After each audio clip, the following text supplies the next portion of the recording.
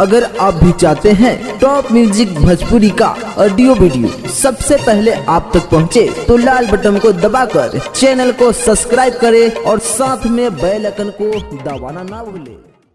प्रेम से बोली बाबा बासुकीनाथ की।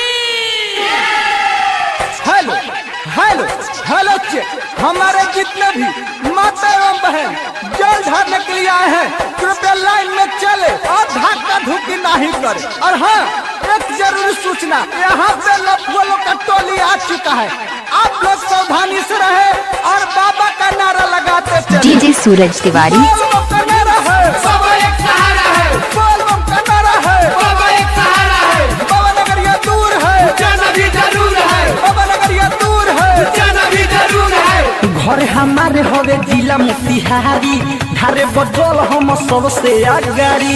डीजे सूरज तिवारी।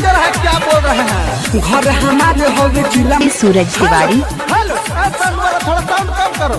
एक आवश्यक सूचना, हमारा सिला फ्री टीम की तरफ से सभी कंवरिया को हार्दिक हार्दिक अभिनंदन करती है और करती रहेगी। Recording by Sheela hills, DJ Suraj Tiwari. जिला छाप जिंदाबाद, जिंदाबाद जिंदाबाद, जिला छाप जिंदाबाद, जिंदाबाद जिंदाबाद। हमारे टीम की गौरी हमारे की नहीं दिख रहा है, कृपया मेरे बात को सुनने में साउंड के पास आए। बोल बम का नारा है, बाबा एक सहारा है, बोल बम का नारा है। सुना ससी राइतो राधे, जाला जनी आगे आगे, लाइन में रह तू खड़ा है, नहीं तो लाठी लगी बाजे।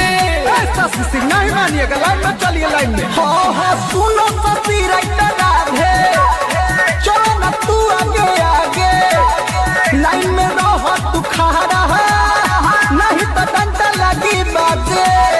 रोहित गुडू अशोक के बोलावा, निखिलेश कन्हैया के गाना बजावा, होके भगवती में मगन डीजे पर सब के हुडोली। सब कंवरिया बम मेरे डीजे के पास आके नाचे। मार दम गोली देवो घर में जे बोली, मार दम गोली देवो घर में जे